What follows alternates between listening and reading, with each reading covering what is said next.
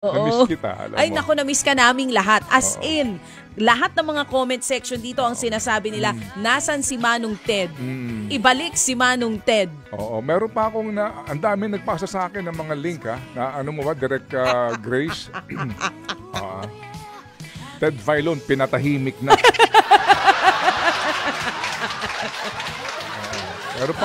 Meron pang isa. Ikaw Ted kasi, Filon, nagurgur na ba? Ala! May ganun pa. Oo, yun nga tanong nila dito. Okay, Oo. Ted Filon. Ted Filon, may death threat. Ted May mga Filon, ganyan. pinatanggal na. Oo. May ganyan. Maraming Dami. ganyan. Sobra. Opo. First day pa lang yun, first day. Ito pa ang pinaka-exciting nung napanood ko. Ano? DJ Chacha nagkakautal-utal. Napanood nyo? Oo. DJ Chacha nagkakautal-utal sa Tama. pagpapaliwanag kung nasan si Ted Filon. Siya na ba ang susunod? Napanood nyo? Kaya nagpaalam na ako sa kanila. Sabi ko, baka naman pag ako'y nawala, sabihin nyo, ako naman ang nagurgur, ha? Hindi nga, oo. Hindi kasi, Sabi ko, hindi ang daw dami- kasi sila sanay na wala ka. Sabi ko, ganito po ng mga kababayan natin. Mamaya po meron tayong hindi kagandahang balita na naman about PhilHealth. Sorry ha, pero we really have to, reveal this information dahil ito po yung napaka-importanting bagay sa isyong ito. Ikaw at ako, tayong lahat may pakialam. Budget mga kapatid, Yan na, ituloy mo. Nakikinig kami. Parang, gusto mo ako lang magtrabaho ngayon. Hindi naman gano'n. Na-miss ka lang talaga naming lahat. Sige, budget. Palamigin mo nga ng kaunti ang aircon. Konting-konti lang, ha? Kasi ako'y nag-iinit ka agad. Konti lang naman, ha? Baka sobrahan naman nila, sipunin tayo dito. Mahirap Tama, wag sobra. Yung saktong-sakto lang. Opo, mamaya hihimayin ko natin to ulit. Itong issue po ng budget na ito para nyo maintindihan kung gaano ka-importante. Lalo pa at sa pinakahuling balita po ng Treasury Department natin. Kunin mo yung business page dyan, sinasabi ko kanina. Anong sinasabi dito sa balita? Budget deficit reached 1.2 trillion pesos in first 11 months. Yan po ay mula nga January to November 2024, mga kapatid. 1.2 trillion pesos budget deficit. Okay. Oh, wow. So, nangangahulugan mga kapatid, opo. Oo. Yun daw pong revenue collection natin, 4.1 trillion pesos. Yung pong 11th-month expenditure is 5.3 trillion. Kaya 1.2 trillion ang ating deficit. Tama. So we're spending so much doon sa ating kinikita. Itong 2025, ito po yun. Kaya sa akin po dito talaga, nasaan na kayo? Nasaan na ang ating mga halal ng bayan? Nasaan na ang mga lumalaban sa katiwalian? Nasaan na ang mga lumalaban sa korupsyon? Nasaan na ang mga lumalaban para sa kalusugan ng bayan? Nasaan kayo ngayon? Kailan namin marinig ang boses nyo? Kailan namin marinig ang tapang nyo, gaya ni Ma'am Fe? Hindi po ba? Mga kapatid, nangyayari po ito kasi hinahayaan lang natin. At huwag nating hintayin ang pagkakataon na paggising natin wala ng pera ang PhilHealth.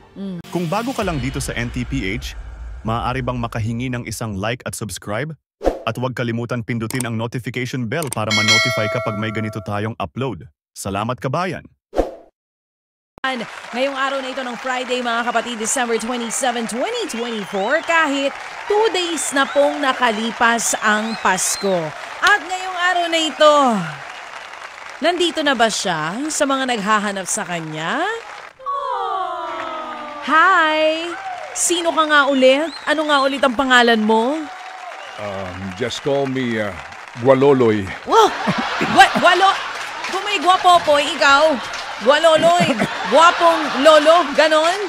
Uy, may nagbabalik! Magandang! Good morning!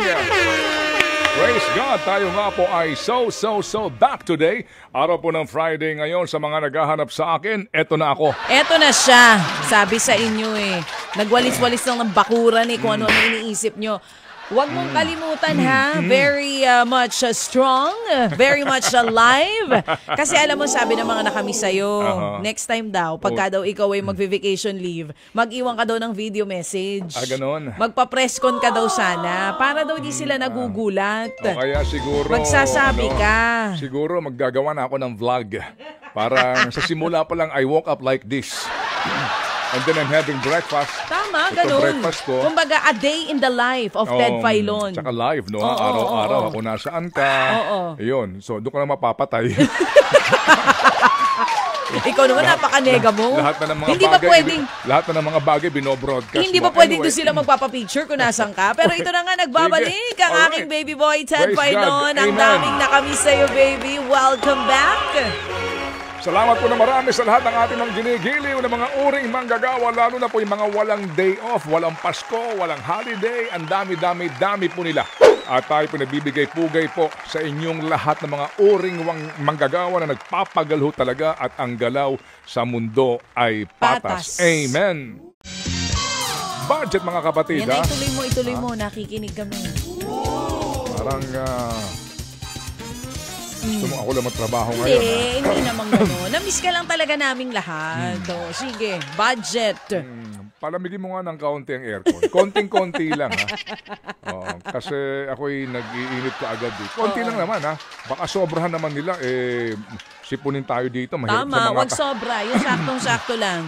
mga senior, mahirap ng ano. Ay, sinabi mo pa. Budget. Ano pang saysay, mga kapatid? Ng Bicam. Ng mga gastos pa tayo ng gas. At the end of the day, yung small committee na yan, practically po, hindi pala kasama mismo yung finance committee chairman ng Senado, ha? I mean, ay sa ating mga mukhang iba, di ba? Mukhang may mga nagdesisyon lamang dito. At nung lumabas po yung versyon ng small committee ng BICAM na yan, ay kahindik-hindik. At hindi pa ho sila kikilos nga kung hindi po nag-ingay dito ang marami. Yes. Kung hindi po sinabihan sila na itong pinaka-corrupt na budget sa kasaysayan ng Pilipinas. Tama. Kaya ko rin po natataka naman din, bakit yung mga anti-corruption advocates dyan sa ating pong mga, parang tahimik sila, di ba? Walang say. Well,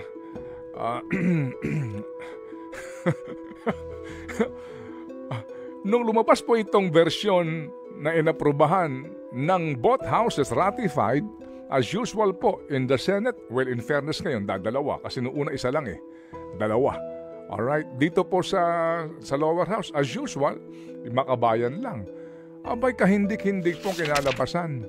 So dahil po sa ingay at yung banta na baka mapahiya sila dahil po ito'y labag sa ating saligang batas, dadaan ngayon sa review.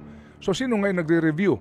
Si Presidente, si Executive Secretary, si Finance Secretary, si Budget Secretary, and si NEDA at si DPWH. Nasama DPWH. Kasi sila may pinakamalaking budget At diba? nadagdagan ba naman sila ng ba't di plus niyo sinama si 289 Sani billion? Angara?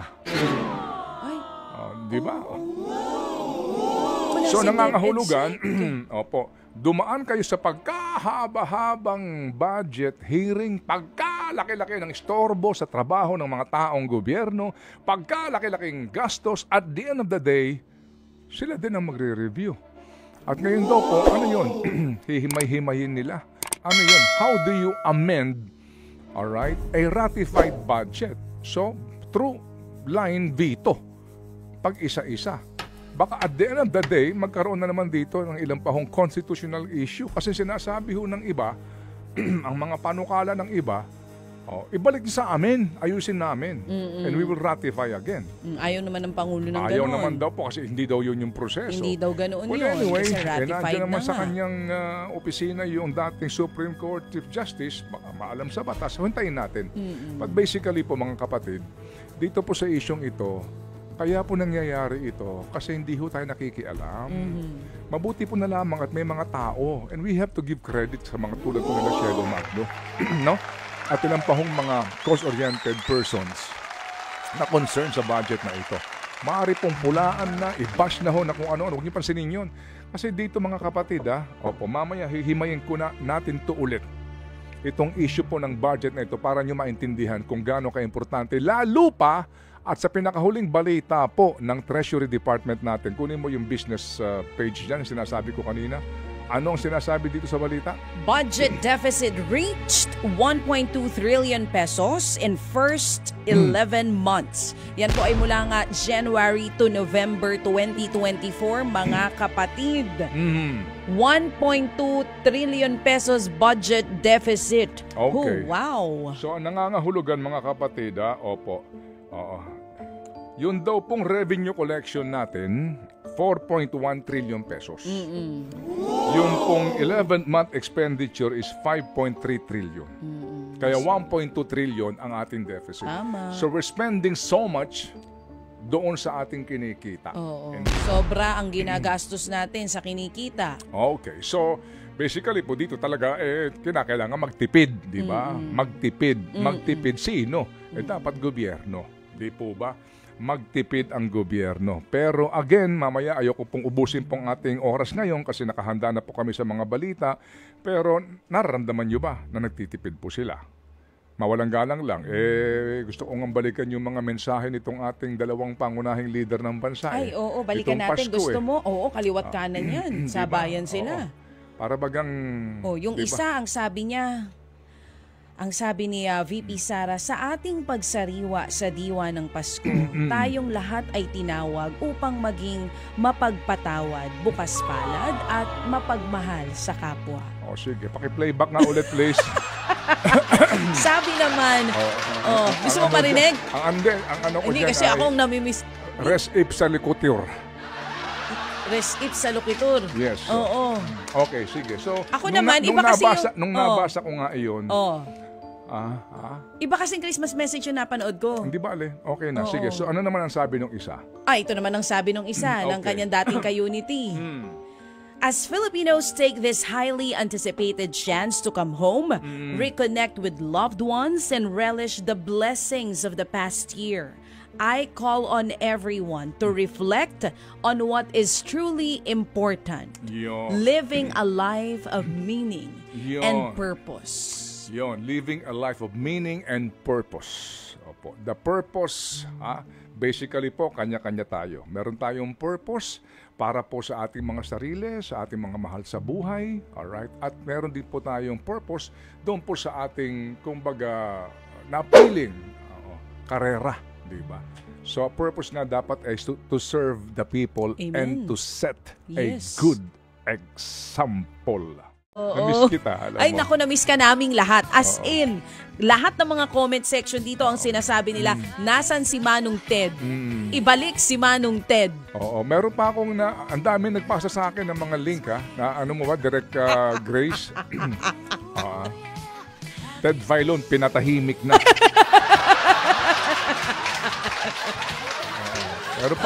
Meron pang isa. Ted Ikaw kasi, Filon, nagurgur na ba? Ala! May ganun pa. Yun nga tanong nila dito. Okay, oo. Ted Filon. Ted Filon, may death threat. Ted May mga Filon, ganyan. pinatanggal na. May ganyan, may maraming Dami. ganyan. Sobra. Opo. First day pa lang yun, first day. Ito pa ang pinaka-exciting nung napanood ko. Ano? DJ Chacha nagkakautal-utal. Napanood nyo?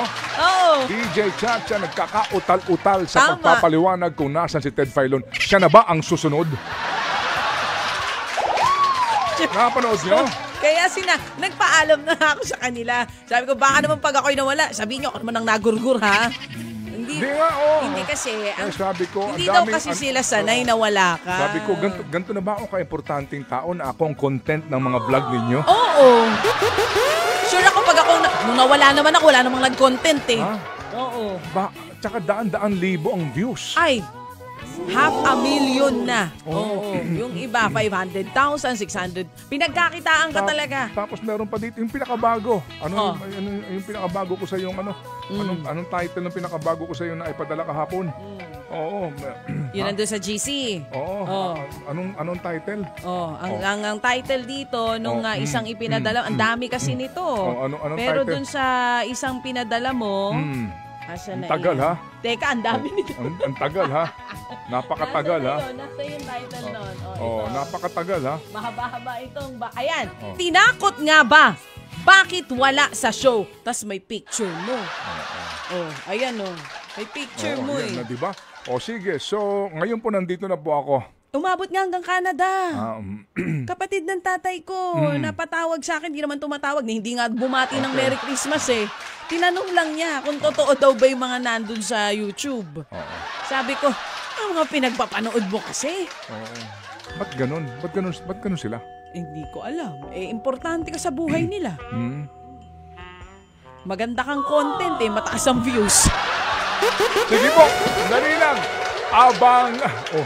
Tinakot nga ba bakit wala sa show? Yan ang title. Kita mo na? So ngayon, sigurado ko nanonood sila ngayon. Nanonood yan, mamaya may bagong anong gagawin kanilang vlog. content? Ted Filon umamin na sa pagbabalik. Tsaka nakita mo yung isang video, inedit pa yung mukha kong umiiyak. Nakita mo yun? Oo, yung Ted Filon, pinatahimik. Tapos inedit yung mukha ko parang may luha pa. Sa lahat po ng mga kababayan natin, mamaya po meron tayong hindi kagandahang balita na naman about PhilHealth. Sorry pero we really have to, reveal this information dahil ito po yung napaka-importanting bagay sa isyong ito. Ikaw at ako, tayong lahat may pakialam. Ito na mga kapatid, abangan po ninyo ang ating pag-uusapan.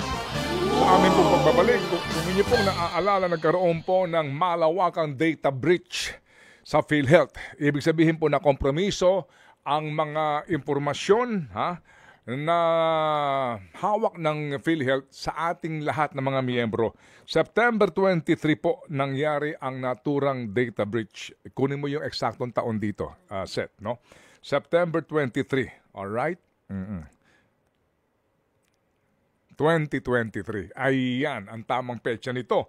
Ngayon, nangyari po yan 1 year ago at nagkaroon ng investigasyon.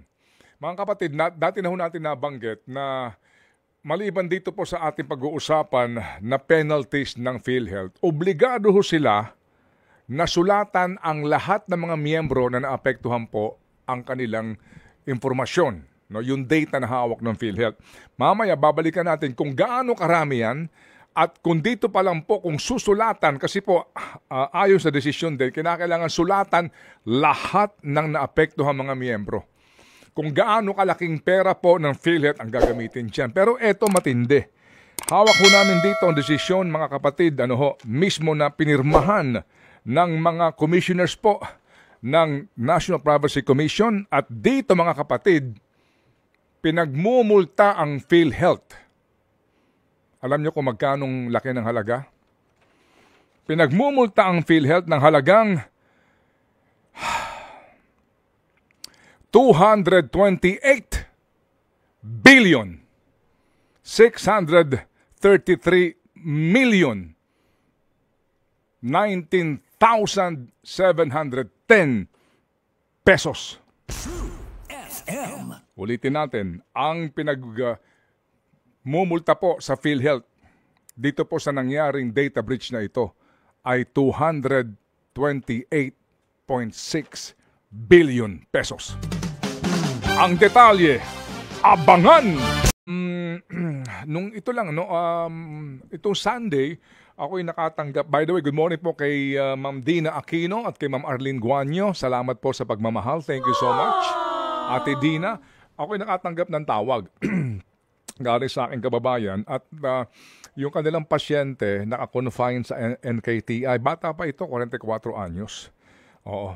Mamaya babalikan ko yung kanyang kwento kasi ito'y may kaugnayan pa rin dito po sa isyong ito para po sa ating pangangalaga sa kalusugan ng mga Pilipino. Nasa ating linya ngayon si Ma'am Fe Francisco, ang Pangulo po ng PhilHealth White.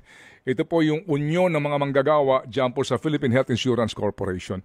Magandang umaga po sa inyo, Ma'am Fe. Magandang umaga, Ted. Magandang umaga, DJ. Magandang umaga po sa lahat ng mga kapitin. Opo. And thank you for your time.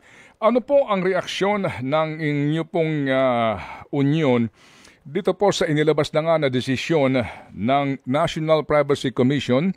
Pirmado po ito nila Commissioner John Henry Naga. We concur.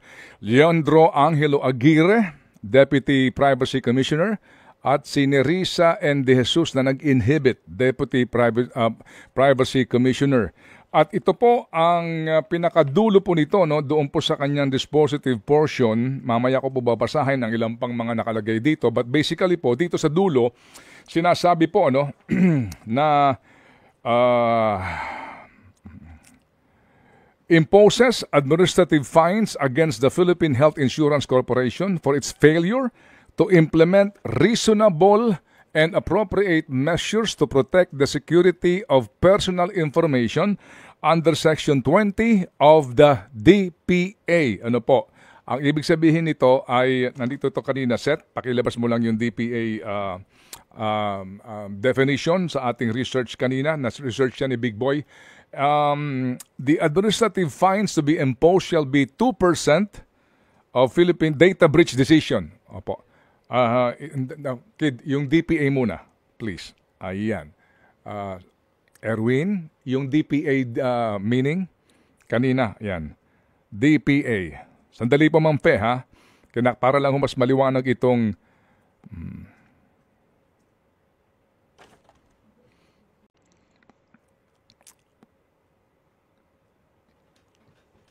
meron tayong pina-research kanina, yung ibig sabihin ng DPA under Section 20 of the DPA, Data Privacy Act. Ayan, okay. The administrative fines to be imposed shall be 2% of Philippine Health Insurance Corporation's 2022 gross annual income, which is 228,633,019,710 pesos and 96 centavos. Okay. Malaki po itong halagang ito. Ano po ang reaksyon ng Union? Ed, we haven't read, balita po namin lumabas na po yung decision ng National Privacy Commission. So, hindi pa po namin nabasa ng buo yung decision. So, kagulat-gulat po yan na merong fine po na ganun kalaking halaga. So, that, ang sabi niyo po, 2% of 228 billion. I'm computing right now, that's 4 billion. 560 million. Kung 2% po yan, 4 billion, 560 million po. Ni-round off ko na lang po. Ang nakalagay, fine. Ang tanong dyan, sino po ang magbabayad ng fine? Kasi nakalagay, PhilHealth shall be fined po. Yung hindi po sa... Ma'am Fe, hello Ma'am Fe. Apo, pwede ho man naming ayusin lang po yung linya para po klaro ho ang inyong statement kasi nagcha-choppy po tayo. I beg for your indulgence, please. Opo. Okay, pakiayos lang yung ating linya, ha? Okay.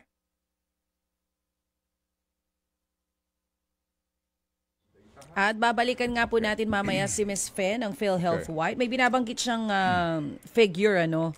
Ang tinatanong nga niya, sino daw ang magbabayad noon? Hindi pa na nababasa ng buo itong desisyon ng NPC, pero nakakagulat nga daw. Yan ang ginamit niyang salita, nakakagulat. Sino pong magbabayad niyan? Yan ang sinasabi niya. Okay, habang inaayos po natin itong linya, basahin ko na po ito. Ito pong part ng desisyon, mga kapatid. Opo, ang binabanggit po kasi dito, pagkatapos po ng napakahabang investigasyon, sa dulo po nito, no, it bears stressing that respondents' belated interest in protecting the personal data they process is vulnerability that was taken advantage by the Medusa Group when they infiltrated PHIC systems. As a government agency and as a PIC, ito na yun ha, PIC, ang ibig sabihin nito, ay balikan lang natin please yung... Opo, yung ating binabanggit nga kanina, please. All right. PhilHealth Identification Cards. Yan po ang ibig sabihin ng PIC. At yung DPA kanina na binabanggit ay Data Privacy Act. Okay. PhilHealth Identification Cards. Respondents need not wait for any accidental or unlawful destruction, alteration and disclosure or any other unlawful processing before they take a proactive stance in ensuring that the personal data that come into their custody are properly safeguarded. In view of the foregoing, the Commission finds the respondents' failure to implement reasonable and appropriate organizational, physical, and technical measures allowed the Medusa ransomware to gain access to its systems due to the vulnerabilities caused by PHIC's gross negligence through its responsible officers, which therefore constitutes access due to negligence under Section 26 of the Data Privacy Act. Ito ho yung listahan ng mga pinakakasuhan po dito, and then yung nga pong sinasabi po na penalty, administrative fine para po sa PhilHealth. So balikan lang po natin, ano ho masasabi dito ng Union sa pamamagitan po ni Ma'am Fe Francisco. Yes, Ted. Oo. Nabalitaan niya namin na lumabas na yung decision ng National Privacy Commission, of which we have been following up also kasi last year pa yan nangyari, yung Medusa hacking. And we haven't read the decision yet.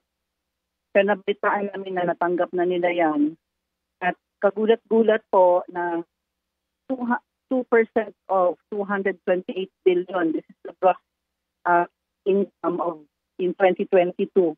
And I've computed the 2%, which is 4,560 million. So, Hello, Ma'am Fe. I really beg for your indulgence, please. This is so stressful and bothersome and irritant po ito. We just have to establish a better line, please. Kasi po talaga nagpuputol-putol kayo eh. Baka pwede sa StreamYard. I sincerely beg for your understanding, ma'am, at sa ating mga tagapakinig dahil nga po dito sa aberyang ito. Okay. Good morning. Salamat. Good morning, Ted. Thank you. Okay, ma'am. Sige po, as you were saying, ma'am, please go ahead. Okay. We heard that the NPC decision is already out, but we haven't read the decision yet. At kagulat-gulat kasi kami fina-follow up din namin yung decision na yan dahil ang sa amin niya ay somebody should be held accountable for the Medusa hacking that happened last year. So kagulat-gulat yan kung the fine is 2% of the gross income in 2022 that of 228 billion. I have computed it, it's 4,560 million. So medyo malaking halaga po yan. Ang tanong, sino po ang mag-shoulder nitong fine na ito? Kasi kung PhilHealth po, ibig mo bang sabihin, pera ng taumbayan ang gagamitin? 'Di ba? Ang information na nga po nila ang na-hack po, na nakalabas na sa dark web, ang mamamayang Pilipino pa ba ang magbabayad ng 4,560 million? Sa tingin ko hindi ho yata papayag ang mamamayang Pilipino at ang mga miyembro ng PhilHealth po na sila ang mag-shoulder. So ang tanong, sino po ang magbabayad diyan? Yung nga din po nga ang gusto namin itanong sa NPC, but basically po ang NPC nga kasi naunawaan natin under their sub judice rule, hindi sila maaari makapagkomento pa, pero tayo po bilang mamamayan maaari makapagkomento po dito, no? Kasi nga po this is imbued with so much public interest. So dito po sa Sir Ted, speaking on behalf of the members, hindi po tayo papayag. Nakukunin po yan sa pera ng PhilHealth, di po ba? Kasi pera po natin yan eh. Pera natin yan, premium contribution natin yan, at ang pera ay inilalaan yan pag tayo ay nagkakasakit. So, para may magamit tayo kung nagkakasakit tayo. So, kung gagamitin yan sa fine, hindi ho pwede yun. Hindi ho tayo papayag na gagamitin yung pondo ng PhilHealth pangbayad sa fine. Sa korte po yan, mapupunta po yata ay yung fine na yan na 4,560 million. So, hindi po tayo papayag dyan. Opo, at considering din po na may issue pa po tayo ngayon sa totoo pong financial standing, di ba, ng PhilHealth. Ano po, Ma'am Fe? Yes, oo. Yes, ma'am. Opo, sige. So, meron po namang mga binabanggit dito na mga opisyal na responsable at pinapanagot nga sa ilalim po ng Data Privacy Act of 2012. Ano ho ang inyong mga panawagan dito po sa mga taong ito? Ito naman po ay public record and they are going to be given the chance, to answer this. Kasi ito ho kasi decision na po ito ng MPC, but definitely po sa haba ng legal processes po sa Pilipinas, malamang po may mga iba pang legal na mga usapin po ito. But basically po, ang pinagpapaliwanag po dito ay ilang pong official ng PhilHealth. Babanggitin ko po mga pangalan nila ha. Ang sinasabi po dito, Respondent PhilHealth Insurance Corporation and its responsible officers, L. Dino Santos, Nerissa Santiago, Nelson De Vera, and Alan Sabiniano liable for access due to negligence under Section 26 of RA 10173, as I stated earlier. And then forwards this decision and a copy of the pertinent case records to the Secretary of Justice and recommending the prosecution of the Philippine Health Insurance Corporation's responsible officers, Eli Dino Santos, Nerissa Santiago, Nelson De Vera, and Alan Sabiniano. So ito ho, again, they are going to be given the chance to reply dito po sa sinasabi nga na kakaharaping kaso, at ang aming pong programa ay bukas po sa kanilang panig para po sa kanila po namang maaaring komento sa desisyon na ito. So ito pong mga opisyal na ito ngayon na andyan pa, ano ho ang inyong panawagan sa kanila? The two, Attorney Eli Dino Santos and Nerissa Santiago po are members of the EXICOM. The other two are non-executive officers po yan nasa IT. So, ang ano namin po, parang kung 4 lang po sila at ang 2 pa ay non-executive officers, ang tanong po namin, command responsibility, ba't hindi po nasama si PCA o Ledesma? Or the whole EXICOM for that matter, the other EXICOM members for that matter. This is command responsibility. This is a malaking kaso po ito kung halagang this is a massive penalty decision, massive violation po ito na the penalty is amounting 4,560,000,000.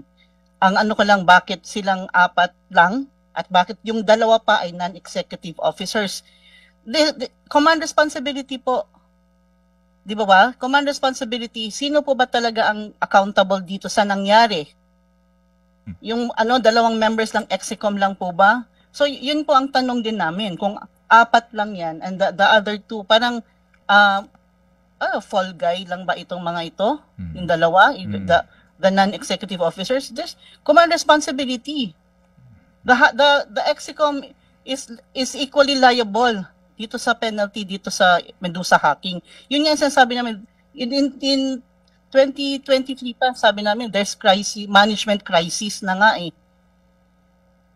Because we are being led not hindi experts po ang nagma-manage ng PhilHealth.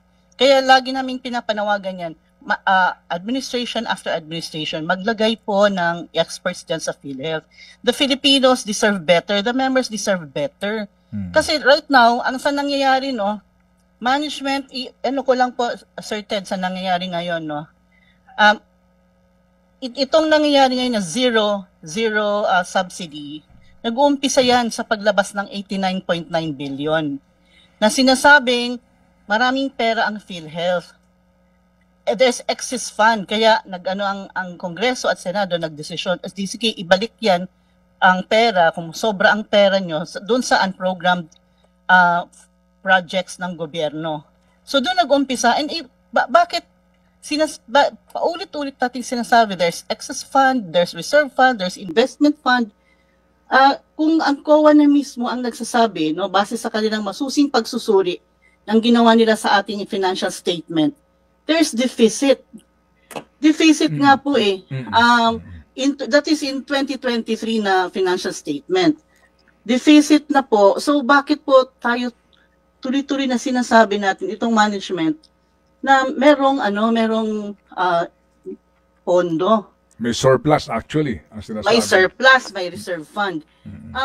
If we factor in sa financial statement ito insurance contract liabilities, there's a deficit of 600 billion na po.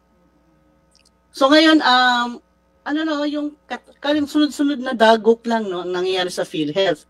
So ang reserve fund hindi pa nga na-establish. Kailangan reserve fund kasi batas po ito kailangan may reserve fund na good equivalent to 2 years. In 2022 ang kailangan pong reserve fund ay 432 billion. In 2023, we need 500 billion reserve. Ito ba ay naitabi na yan, yung 500 billion and 430 billion na reserve, para masabing may surplus? And yet, in 2023, merong 600 billion deficit, and yet naglabas tayo ng 89.9 billion. So, maraming nawalang pera ng mga miyembro. Sa paglabas lang ng 89.9 billion, kinompute na agad yan ng COA. I've seen the interview with Ma'am Heidi of COA. Kinompute na agad yan magkano ang mawawala kung ilalabas yung 89.9 billion. 2.5 billion po ang mawawala sa pera ng PhilHealth. Kinompute na yan. Ngayon, actual, ang nilabas na ay 20 billion. So that's costing 59 million in documentary stamps alone and 329 million in losses. Kasi nag-preterminate. That's for the 20 billion alone na nilabas. 60 billion po ang nailabas. So times 2 niyan, so that's 776 million na ang nawala doon sa another 40. So total, 1,164,900,000 po ang nawala doon sa pagbabalik ng 60 billion. So maraming pera, no? At parang ganun lang ba kadali na maglustay ng pera? Pera ito ng mamamayan. Kaya hindi natin din masisi yung taong bayan na nagagalit, na lumalabas na sa kalsada para manawagan na umalis na kayo dyan sa pwesto. Kasi hindi nyo ba talaga alam na kailangan may reserve fund, kailangan establish yan before we say that there's excess fund? Di ba talaga alam o nagmamaang-maangan? Either way, hindi kayo dapat nandyan. Kasi you are just blind followers of the one sitting in Malacanang. Di ba? Either way, kasi ang mangyayari nito, this might cause the collapse of PhilHealth. Kasi ubos na yung pera. Zero subsidy pa. Naglabas na ng 89.9 billion or 60 billion. Zero subsidy, walang papasok. Katakot-takot pa na nawala doon sa pagbalik ng 60 billion. Opo. Di po ba? So there's deficit at nagbabalik ng pera. So what's the result of this? Opo. We are damaging the healthcare system. At ang mamayang Pilipino ang magsasuffer dito. Paano pag mangangailangan kami paano pag nagkasakit kami? Opo. So Bilhin na yung pera namin dyan sa PhilHealth. Paano pag nagkasakit pala ang taong bayan? Sir Ted, gusto ko lang din i-address itong interview na ito sa manggagawa ng PhilHealth. Kasi po, dapat maunawaan po nila bakit tayo nagsasalita dito. Kasi merong iba po nagagalit sa pagpa-unlock ko sa inyo sa interview. Dapat paintindihan po ng Union, kasi I'm really in a very difficult situation, may mga nagagalit. Ang mandato ng Union, ng mga manggagawa sa pampublikong sektor, hindi ho tayo nandito lang para bantayan at pangalagaan ang ating kapakanan at karapatan. Tayo ay boses ng taong bayan. Representante tayo ng taong bayan sa mga ahensya na ating kinapapalooban. Obligasyon natin ang magsalita kung may nakikitang katiwalian. Every Monday we recite it, Ted, kapag may nakitang katiwalian, obligasyon natin magsalita. Obligasyon natin ang pamunuan kung may nakikitang mali. Opo. So sana maintindihan din ng mga empleyado kasi we also issued a statement yesterday, year-end message namin. Ang mga empleyado, ito maintindihan mo rin, very demoralized na, Sir Ted. Kasi kami yung humaharap, kami nasa harapan, kami nasa front line, no? Kami ang humaharap sa galit ng taong bayan. Kami ang nagpapaliwanag sa kanila. Kami ang sumasangga ng mga batikos ng iba't ibang sektor. Kaya marami kaming tanong May pera ba talaga? Sobra-sobra ba talaga ang pera? Bakit laging sinasabi? Bakit hindi sasabihin ang totoo? Kaya tayo walang subsidy. Kasi laging sinasabi, may pera, maraming pera. O kaya ngayon, sige, ibalik niyo yung pera. Kaya last year pa nawagan ako nung ibabalik yung 20 billion. Sinabi ko, kung may sobra palang pera, ibalik yan sa mga manggagawa. Hindi yan binabalik sa gobyerno. Opo. So, Di po ba? opo. So Ma'am Pe, naintindihan po namin ang inyo pong damdamin sa napaka-importanteng isyong ito. Kaya din po nga kami tumatawag sa inyo bilang pinuno po ng Union din para makuha nga po ang inyong saloobin at ang inyo pong masasabi nga dito po sa mga pinakabagong balitang ito. Kasama po dito, ma'am, ang balita alam niyo ho yun, ma'am, kayo na nagsasabi, parang may nangyayaring pagtatakip o hindi pagsasabi ng katotohanan. Kasi sa gitna po ng klarong-klaro, dito po sa COA report, ano po, yung Yes. excess deficit actually ng reserve fund, no? For 2022, 199.34. This is Yes. billion, right? Okay. 2023, 96.87 billion. Deficit ito sa reserve fund. Hello, ma'am, can you hear me? Hello po. Hello, yes. Apo, deficit ito sa reserve fund, including nga po sa aming panayam mismo sa spokesperson po ng PhilHealth, doon po sa insurance liabilities, di ba, na kinakailangan natin maipaghanda, higit na po 1 trillion ang pinag-uusapan natin doon. Ngayon, ito, ang inyo pong CEO and President, na gusto ho namin din makapanayam, nagsabi sa hearing na naman sa lower house, na una, mukhang susunod siya doon sa panawagan na wag munang maningil ng kontribusyon, di ba? Sabi niya, opo, dagdagan ang benepisyo ng mga miyembro. So, ang mga tao nakikinig sa balitang ganon, maniniwala ka ngayon na ang daming pera ng... Kasi nga, magkakaroon ng moratorium sa contribution, wala mo ng contribution, gaano kalaking pera mawawala sa PhilHealth Fund dyan, and then, sabi nga ninyo, kaming mga mamamayan, pagpunta namin doon sa PhilHealth, pag-claim namin, pagkaliit-liit ng makukuha namin, mumurahin namin yung mga naandun, di ba? Na mga tauhan ninyo. So yung nga pong gusto namin dito mapagtanto din ng kababayan natin, yung tamang impormasyon. Kayo po dyan mismo, may kopya kayo ng PhilHealth, ng COA report, meron kayong sarili ninyong impormasyon dyan, vis-a-vis sa mga sinasabi ng official ninyo. Ano po ang inyong panawagan dito po sa mga taong ito? Kasama dyan, si Secretary Ted Herbosa, na tumatayo pong ex-officio chairman. Ma'am. Yes, sir. I have to quote Secretary Herbosa, sir, no? Sabi niya, we need to fix this broken system. So we challenge the good secretary and the board to fix it now. For the sake of the healthcare system and the 100 million Filipinos whose health needs depend on it. Lagi na pong sinasabi, there's a broken system in PhilHealth. So you need to fix it now. I'm addressing it to Secretary Herbosa and the board. Kasi last year pa kami nanawagan fix na. There's management crisis in PhilHealth. Mistake after mistake has been done, and it's damaging the healthcare system, and all the Filipinos will suffer for it. So yun nga po, laging sinasabi, may pera. Diba? Hindi magbibigay ng subsidy. So hindi na magbibigay ng premium. So how will we expect for PhilHealth, for the program to be afloat when there are no more funds coming in? And our core operating budget depends on premium contributions. So how do we keep it afloat? PhilHealth, the program might collapse. Ngayon, papaanong nangyayari sa pera natin? Ilang taon na pinagbabayaran ng manggagawang Pilipino yan? 20 years? 30 years nagbabayad ang manggagawang Pilipino. Pag nag-retire siya, wala pala siyang madudukot, wala pala siyang magagamit pag na-hospital siya. Merong mga tao hindi nakakakita ng ospital, hindi nakakapak ng ospital kasi walang pambayad.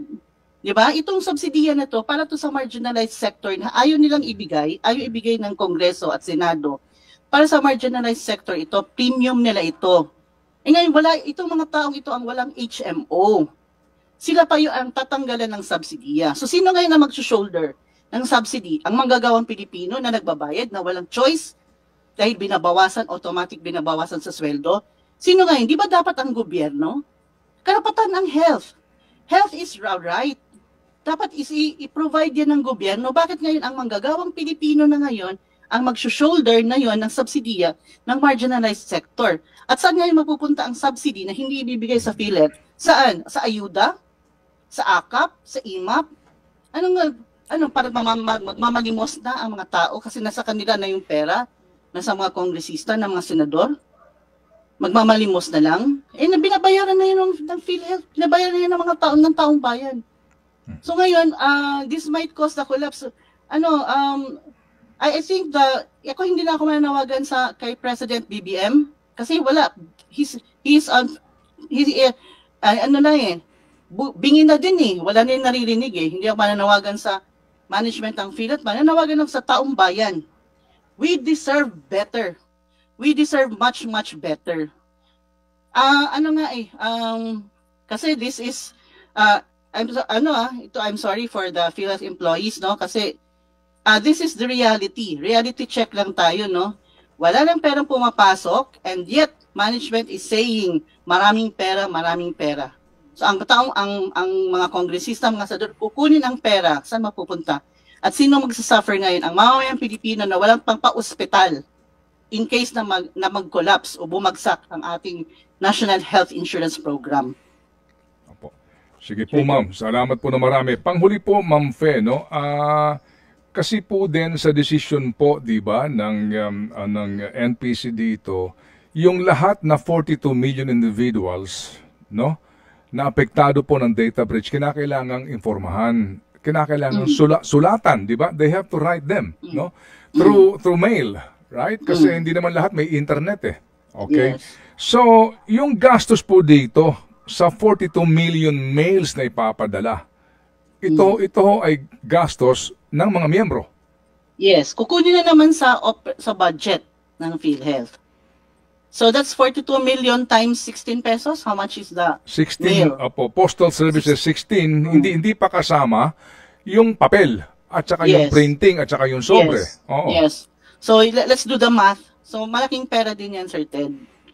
So ang laking nawala ng pera, no? Laking nawalang pera ng mamayang Pilipino. Okay. So ito ho, sigurado, ang gastos dito para doon sa printing sa mga papel at sobre, PhilHealth, yung mailing nito, PhilHealth din, no? Meaning members' contributions, right? Yes, yes, sana wala namang ibang panggagalingan, Sir Ted. Okay, opo. And again, to put it in the right perspective, sa akin po nabanggit kanina, yung aking binanggit na 228.6 billion ay yung income na computation na babawasan ng 2% bilang penalty. So that's 4 billion, ma'am. Yes, that's 4 billion, 4.5 billion. Opo. 4.5 billion po yung penalty na ipinapapataw dito po sa mga nagkamaling ito. Alright, ang tanong lang natin, sino magbabayad nito? Saan kukunin ang pera? Speaking on behalf of the members again, Sir Ted, hindi tayo papayag. Nasa pera po natin kukunin ang 4.5 billion. That's our money. Premium yan natin na pinaligay sa PhilHealth. At that is members' money and that should be used for our healthcare at sa ating pagkaka-ospital. Dapat gagamitin yan natin kung kailan natin kailangan. So that should be not be paid for by PhilHealth. Opo. Sige, ma'am. At ako po ay nagpapasalamat na lubos sa inyo, Ma'am Fe. Alam ko po na diyan mismo sa loob po ng inyong organisasyon ay meron pong ilang mga, alam nyo na, no? Hindi nga natutuwa sa inyong ginagawa, but definitely po ang ating po lang hangad ngayon ay katotohanan at ang tamang informasyon. Opo, ang totoong nangyayari. Salamat po na marami, Ma'am Fe, at sa gitna ng lahat, ma'am, we wish you and your colleagues there at PhilHealth the best in 2025. Thank you, sir. Opo, salamat. At muli lang po akin liliwanagin, doon po sa akin nabanggit nga kanina, hindi po 228.6 ang penalty. Doon po ikikwenta yung penalty na sinasabi nga po sa desisyon, 2%, no? Sa income po ng PhilHealth noong 2022, yung gross annual income nila. Ang penalty po dito ay hindi 228.6, kung hindi yung pong 2% noong 228.6 billion pesos. And that corresponds to 4.5 billion. Sabi po ni Ma'am Fe. At dito po sa usapin, mga kapatid rin, no, ng gastusin natin sa obligasyon ng PhilHealth ngayon na sulatan lahat ng 42 milyones na mga miyembro ng PhilHealth na nagkaroon po ng data breach. Doon pa lang po sa 16 pesos na bawat padala ng sulat, that's 672 million na. Yung pong papel, sobre at printing ng bawat sulat, ilang pong daang milyon po na naman yun. At yun po, saan kukunin po ng mga taga-PhilHealth Management, kundi sa members' contribution. Bakit po ba tayo nakatutok po sa isyong ito, mga kapatid? Para po karuhin lang natin ang mga totoong pangyayari kasi hindi ho kami makarinig ng tamang pangyayari. Even in Congress, kami lang po, with all due respect, sa dinami-dami po ng researchers ninyo, ng mga abogado ninyo, ng mga tauhan ninyo, Bakit po wala ho nagbabanggit sa laman ng COA report na pinag-usapan namin mismo ni Ma'am Heidi Mendoza, ni Shelo Magno, ni Ma'am Pedito, na ito ay hindi nagsisinungaling.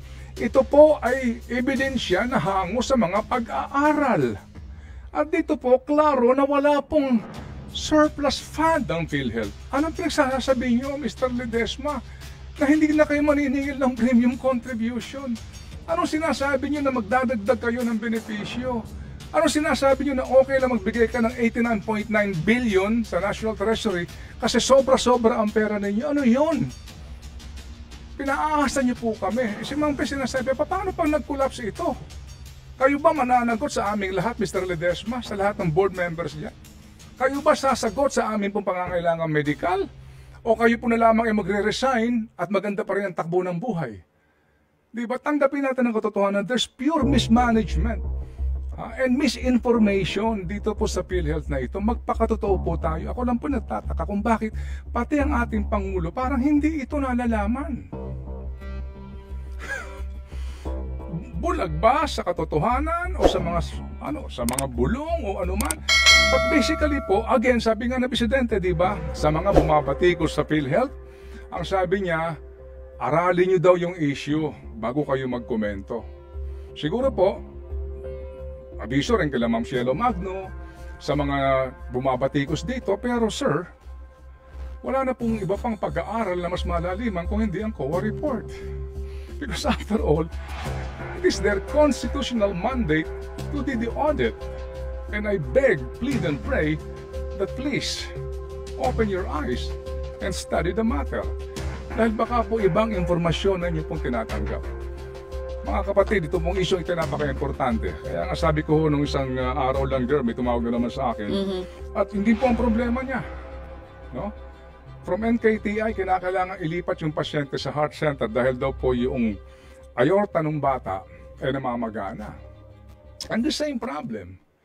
Pagdating doon sa ospital po, paghahanap po ng kwarto, sasabihin na naman, kasi humingi ka ng hindi ho suite room. Ordinary lang po na kwarto. Bakit? Maselan yung kondisyon. Alam nga naman doon ka sa ward na punong-puno na at takaw infeksyon. So humihingi sila ng kwarto. Hindi ho dahil sa ito'y luxury. It's a necessity for the patient. Alam niyo magkano pinahahanda sa kanila? 4 million pesos for Diyos por Santo. Lumalapit sa akin, saan ka makakahingi ng guarantee letters na naman? Para lang masiguro na bibigyan ka ng atensyon sa heart center. 4 million pesos, saan kukunin ng ganong kalaking pera? Hindi ba? So, iyan po ang sitwasyon. Kasi nga, kung PhilHealth ang aasahan mo, magkano? 26,000? Di ba? Mga kapatid, this is a very, very big problem for all of us. Itong 2025, ito po yun. Kaya sa akin po dito talaga, nasaan na kayo? Nasaan na ang ating mga halal ng bayan? Nasaan na ang mga lumalaban sa katiwalian? Nasaan na ang mga lumalaban sa korupsyon? Nasaan na ang mga lumalaban para sa kalusugan ng bayan? Nasaan kayo ngayon? Kailan namin marinig ang boses nyo? Kailan namin marinig ang tapang nyo, gaya ni Ma'am Fe? Hindi po ba? Mga kapatid, nangyayari po ito kasi hinahayaan lang natin. At huwag nating hintayin ang pagkakataon na paggising natin, wala ng pera ang PhilHealth. At hindi na po tayo aasikasuhin sa mga ospital dahil ang laki ng utang sa kanila ng PhilHealth. Bayan, kailang kagigising? True FM. Think about it, mga kapatid. And Merry Christmas. Ay, di Happy New Year!